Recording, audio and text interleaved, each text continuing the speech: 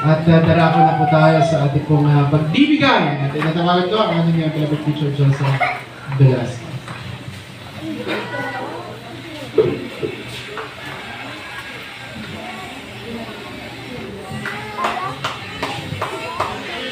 Praise Lord. Gabi po sa ating mga beloved preacher Mike. Pumalakpak po muna lahat sa ating pinakamamahal na Panginoong Diyos. Lahat tayo magsabi, Praise Lord. Lahat po magsabing, Praise Lord.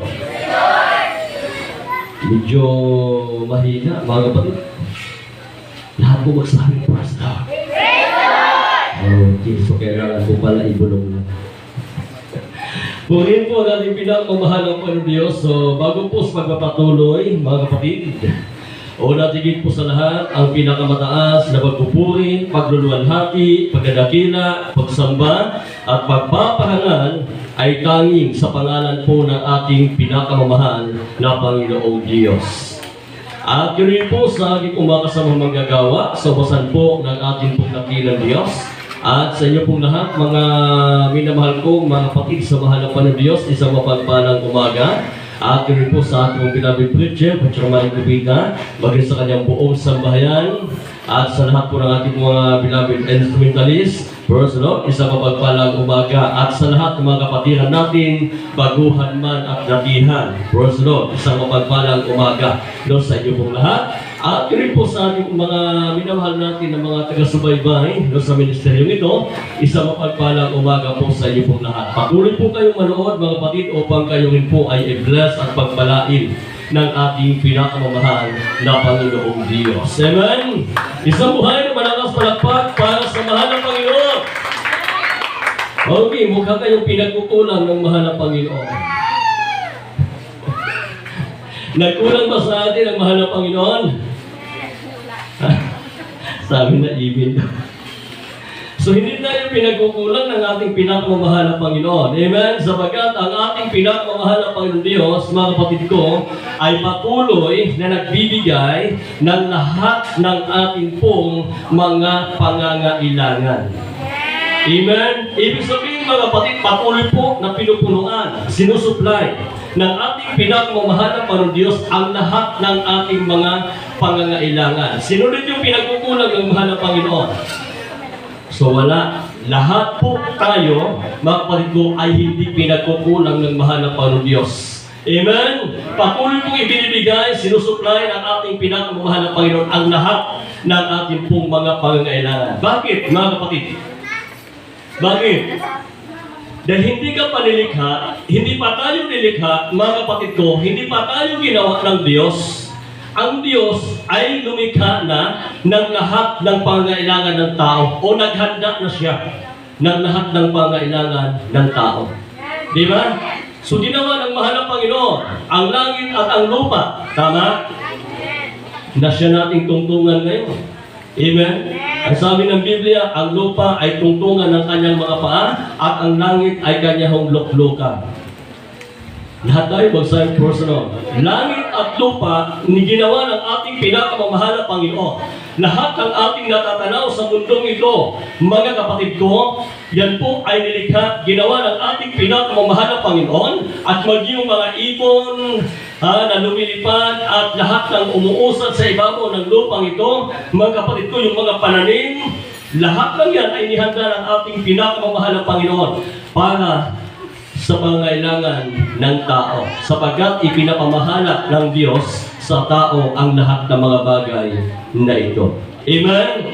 So ngayon mga kapatid ko, hindi pa tayo nilikha ng mahal ng Panginoon. Ibinibigay na sa atin ng Diyos lahat ng ating mga pangangailangan. Tama? At kung ikaw ay likhain ng mahal ng Panginoon, nang tayo po'y likhain ng ating dakilang Diyos, mga kapatid ko, lahat ng pangangailangan ng tao ay nasa Kanya na. Hello? Sino dito nakakilala sa isda? Taas yung kamay. Di ba yung isda nilikha ng mahal ng Panginoon? Pag yung isda, mga kapatid ko, kukunin sa tubig o aalisin siya sa tubig, ano ang mangyayari? Mamamatay. Kapag yung puno, mga kapatid, ay kunin sa lupa, ano ang mangyayari? Mamamatay. E paano ang tao na walang ginitilan ng Diyos?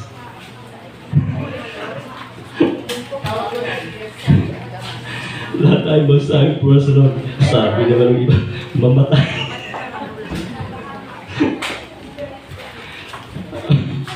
Kasi yung isda, pag kinuha sa tubig, o alisin sa tubig, anong mangyari?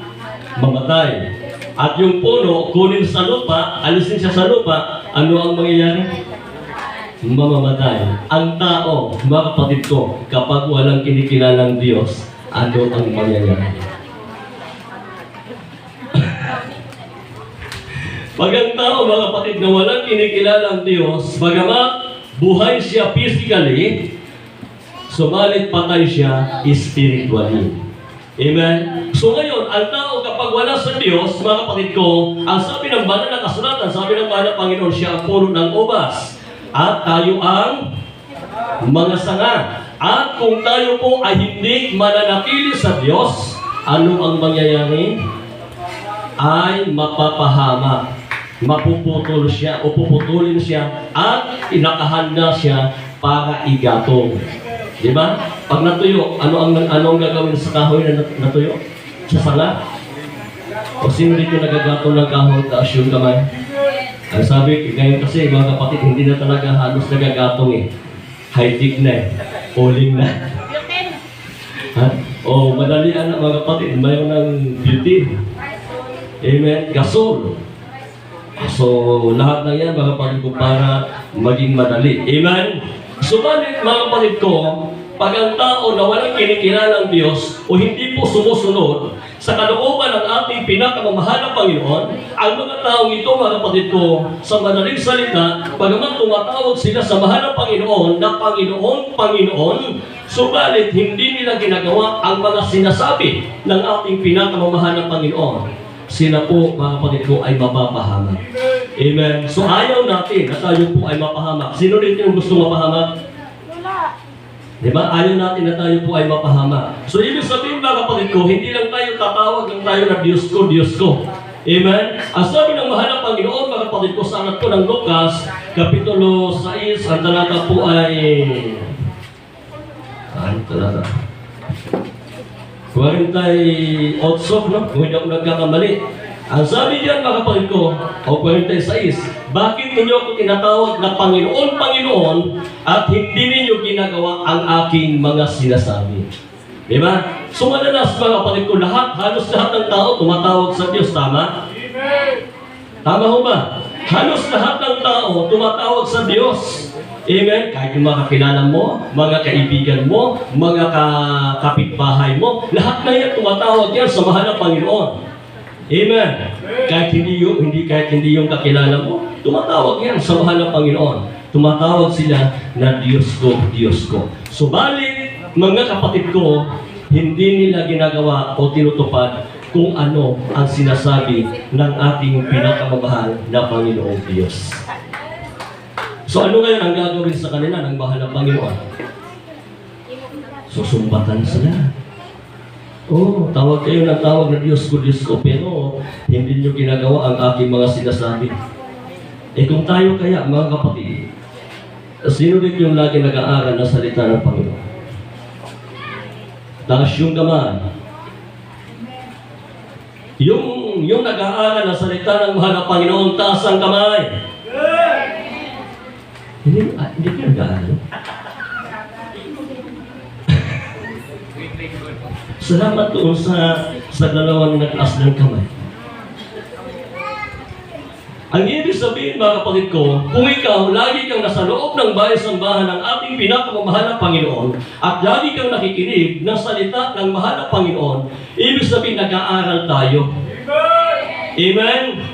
Amen. Sumawat na papakinggan natin mga kapatid na sinasabi ng ating pinakamamahal na Panginoon, bagamat hindi literal na umaba ang Diyos para kausapin tayo, para sabihin sa iyo ang kanyang mga kautusan, at mayroon siyang ginamit na mga tao para ito po ay ipahayag at ipaabot sa atin.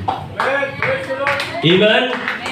So ibig sabihin mga kapatid, kaya sabi nga ng banal na kasulatan, huwag ninyong pabayaan ang inyong pagkakatipon gaya ng ugali ng iba, kundi mag-aralan sa isa't isa, at lalo na kung inyong namamalas na nalapit na ang araw. O diba? O sino rin yung nag-aaral taas ang kamay? O salamat! kalahati na yun nagtaas. Lahat tayo sa crossroad. So lahat na nakikinig ng salita ng mahal na Panginoon, lahat na nandito na hindi pinapabayaan ang pagkakatipon ng mga anak ng Diyos, sila po ay laging nag-aaral ng salita ng mahal na Panginoon. Di ba? Anong sabi? Mga aralan at mga paalalahanan sa isa't isa at lalo na kung inyong namamalas na nanapit na ang araw. Ibig sabihin mga kapatid ko, pinaghahandaan po natin at kung ano ang ating napag-aralan o napakinggan, ito po ay dapat sinisikap natin na ito po ay ating mai-apply. Amen?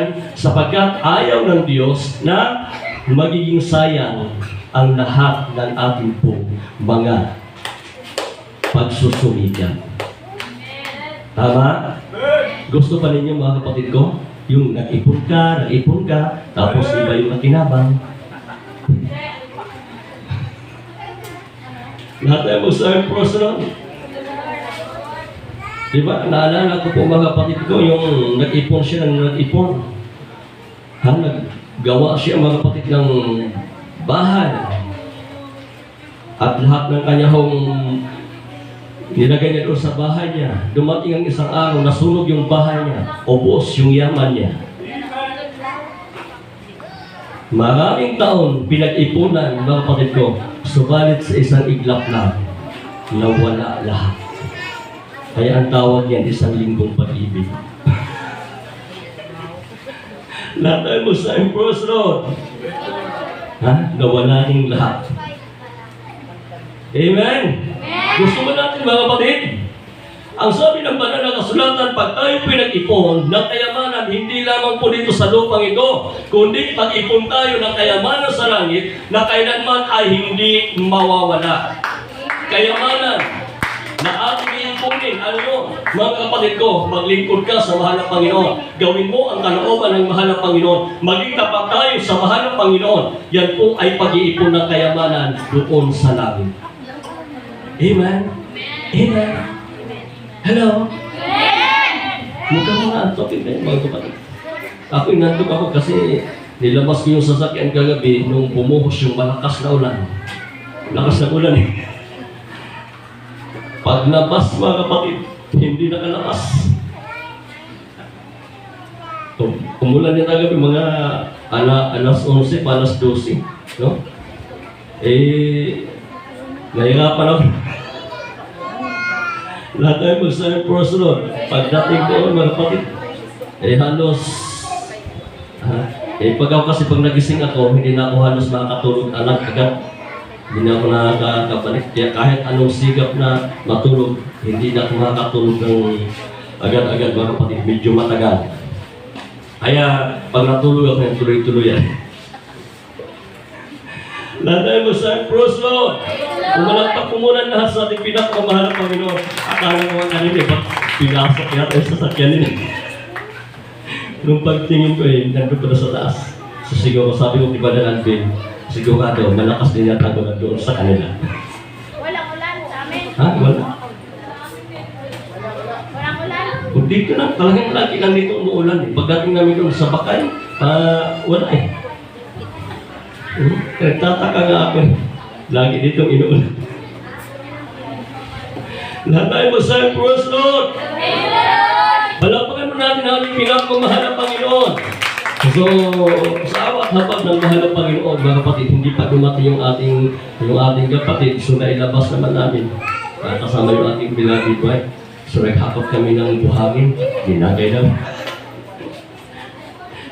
Pinagko namin doon sa ilalim ng gulong. So, nakalabas naman. At sabi ko kay Barang Alvin, sabi ko, Brad, maglinis muna tayo. Sabi niya, doon na lang sa Bakay. Sabi ko, habang tumatakbo, mga kapatid talagang umuulan ng lupa. Pagdating namin sa unahan, sabi ko, hindi talaga kaya. Sabi niya, kaya nga, umiiwas nga ako. Tumatalsikit. Lahat tayo sa crossroad.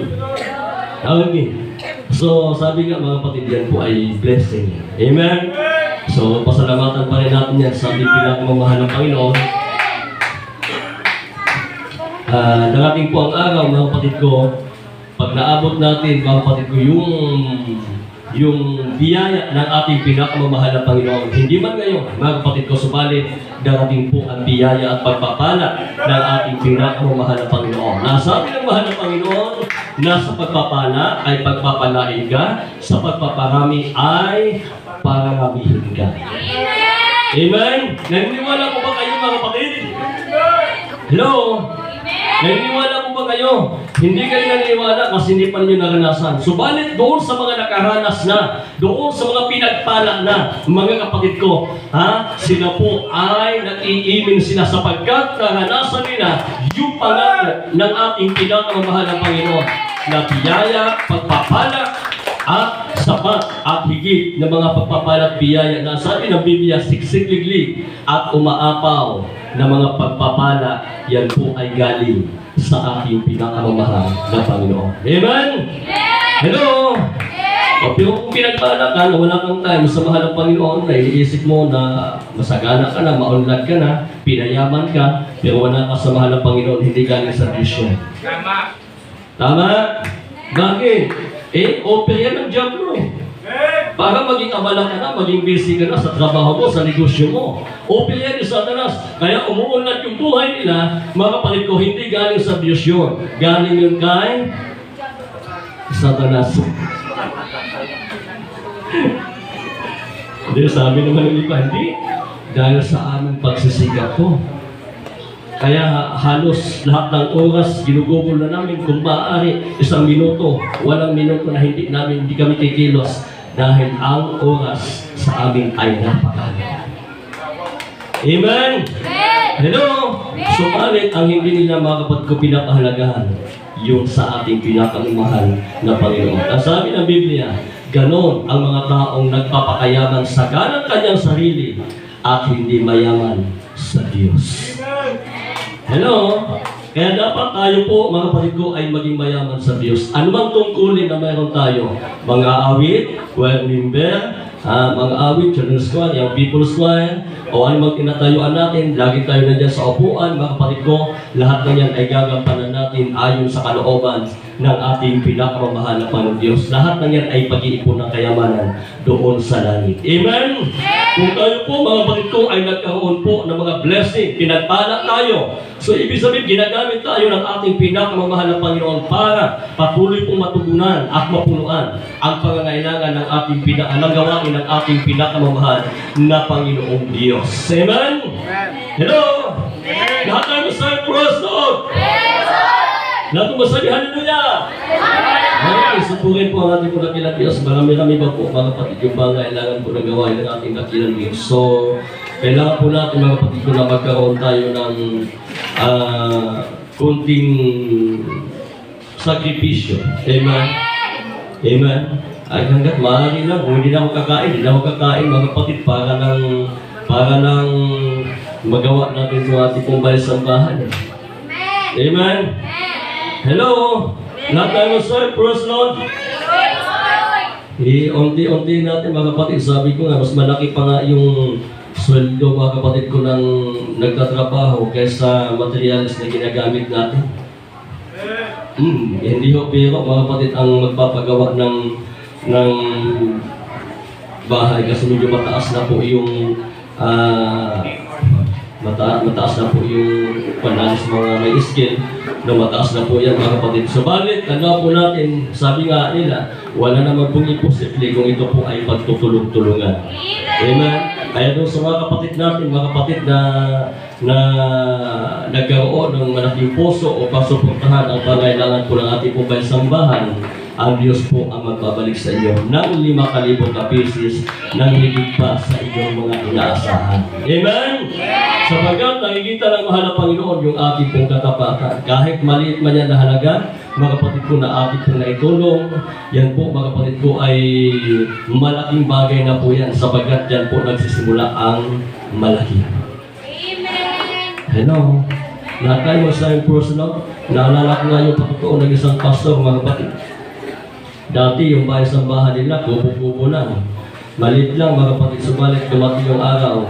Ang sabi niya doon sa mga mananampalataya, sabi niya, hindi nyo na naabutan yung bahay-sambahan namin doon. Kasi nung dumating sila, maganda na po yung kanilang pong bahay-sambahan.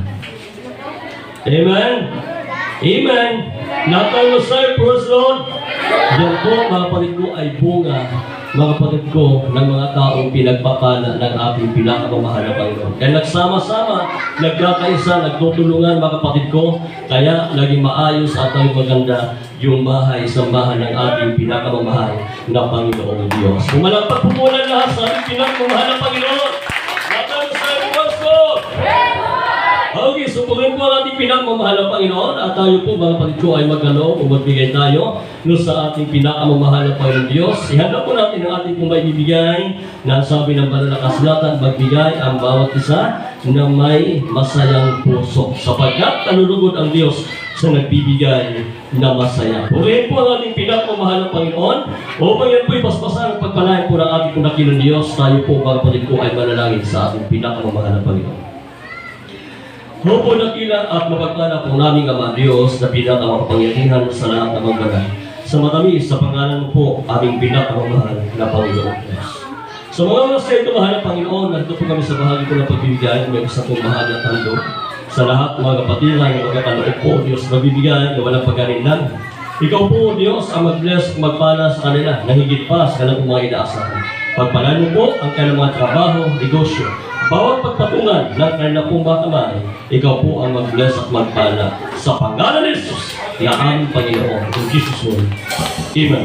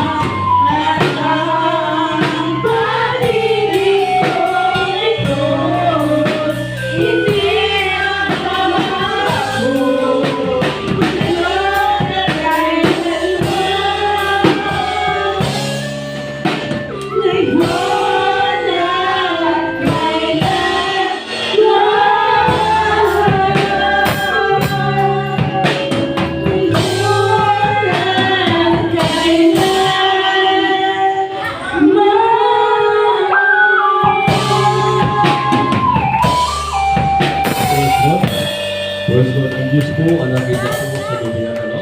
Ang Diyos po sa inyo po ay magpala. Isang buhay na malakas pinapat para sa mahal na Panginoon. Lahat tayo sa praise Lord. Lahat po sa praise Lord. Wala na, gutom na. Gutom na? Busog ka na lang. So, purihin po ang ating pinakamamahal na Panginoon Diyos. Mga kapatid, tayo po ay sa bahagi ko ng pag-aaral ng salita po ng ating pinakamamahal na Panginoon. Na ito po ay dadalhin sa atin ng ating beloved preacher, Preacher Mike Cubita. Ibinibigay ko po ang pagkakataon.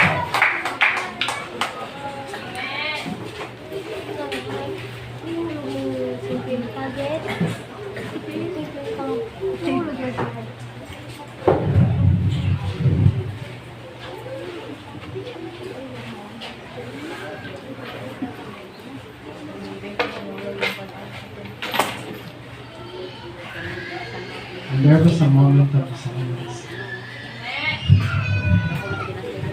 Minamahal kong mga kapatid, simula sa bata, sa adult,